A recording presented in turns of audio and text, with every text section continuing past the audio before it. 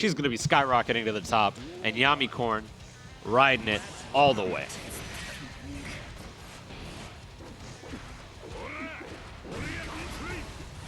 RNGG already taking the advantage here on the block. Big counter hit coming through, though. I love those neutral jumps from Yamicorn. He uses them to great effect. It allows him to get some solid jump-ins.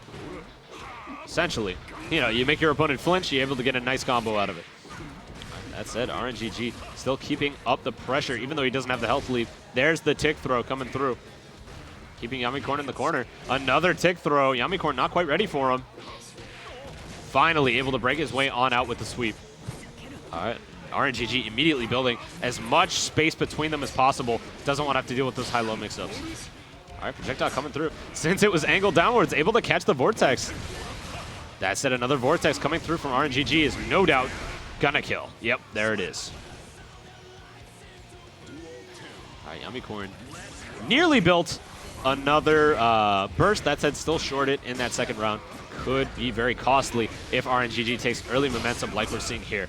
All right, Fafnir keeping him plus allows him to keep going on Yamicorn's block. Another pickup here. Oh, what an excellent tech, but the counter hit coming through yet again for RNGG. Yamicorn finally able to get his burst, but he's still in the corner. Volcanic Viper, RNGG gonna steal the turn right back and then jab to take the first game. All right, and we're seeing it here, folks. You know, RNGG doing a great job of keeping momentum in this matchup. Yamicorn struggling to keep up.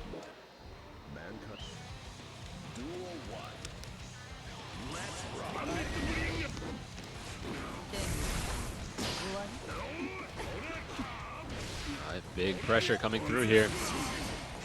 Forcing the early burst from Yamicorn. Even though he hasn't gotten hit, I definitely recognize, I like that option. All right, already at 50% here.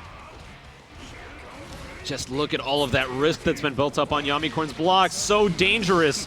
Finally able to knock RNGG off of him with Stroke the Big Tree. Fires up another one. And getting a lot of damage on RNGG now. Yamicorn finally able to find some semblance of momentum, but the burst coming through from RNGG, and he gets the big anti-air. We mentioned it before, a staple of RNGG's gameplay. And another pickup, gonna take the round for him.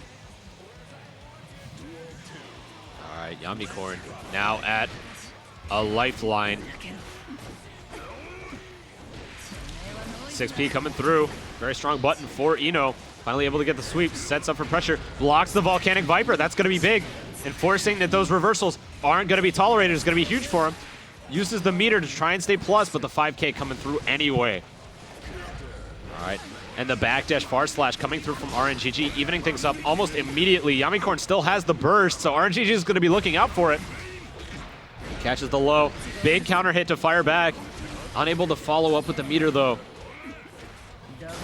All right, there's the gold burst from Yamicorn. Immediately spending it on the super to catch RNGG. What a great response from Yamicorn there. Gonna breathe some new life into the set for him. Finally.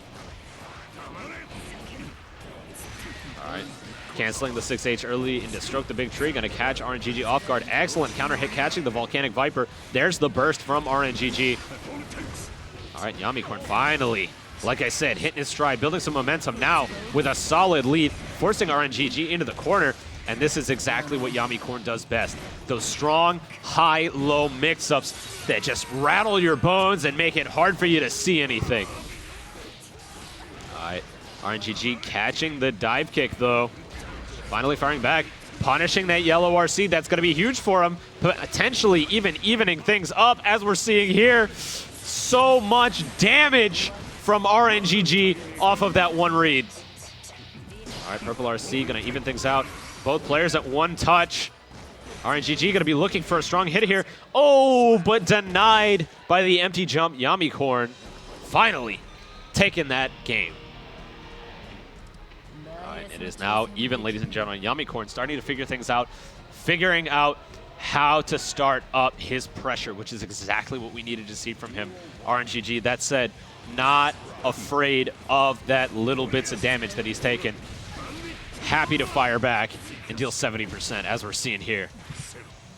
Double throws. Yamicorn with a sizable deficit now. RNGG just taking the lead. Another throw. That was 4 in a row, ladies and gentlemen. 4 tick throws. Spelling disaster for Yamicorn. The double overhead. Gonna take the route for RNGG. I'm surprised that wasn't a perfect, honestly. I didn't see where he got hit there. All right, DP, RNGG trying to finish things quickly. Already with another lead in this final round, potentially final round. 6P coming through here. Yamicorn able to rebuke him finally. Sets up Stroke the Big Tree. I love that, using the super yet again to try and stay plus. But RNGG ready for the approach. Spends it all for the wall break, and that is curtains, ladies and gentlemen. Oh, magic pixel for Yamicorn. Still has an opportunity here, but it's going to be a very, very tough one. The trade coming through, and RNGG will be moving on to the winners finals. Yamicorn getting sent to the lower bracket, where Mentok, as well as some other players, is no doubt waiting for him. Looks like he's going to be facing off against Dory Davis. Not on stream, as we are going to be showing off the winners finals now. But that's going to be it. That could be a toss-up, ladies and gentlemen. Dory Davis versus Yamicorn. Both those guys been doing such a great job. But now we got RNGG versus Light Ice on stream. Light Ice pulling miracle after miracle out of his butt. Been doing a great job with this chip. Has shown some really, really strong signs of adaptation. Finally facing off against RNGG, who has been absolutely dismantling so many high-level players here in this bracket. Has been doing such a great job of capitalizing with these high-damage anti-air combos to just run away with matches. I think this is going to be a tough one for both sides. You know, RNGG has shown time and time again that it only takes one hit for him to take a set. And that is going to be huge against a character like Chip. But Light Ice has had some really, really strong neutral that we've seen previously. He's been playing a lot more defensively with this Chip, letting his mobility do most of the talking for him, rather than playing very, very aggressively, instead opting to weave in and out of his opponent's range, utilize access to that extra jump and that fast run speed to catch his opponent when they're at their most vulnerable in the neutral. So, the table is set, ladies and gentlemen. Let's see who can grab the napkin. That's gonna be that's a deep reference. Once Steel Ball Run comes out, y'all will get it. Y'all will get it. You gotta seize the napkin. All right. Soul Bad Guy versus Chip Xanadu.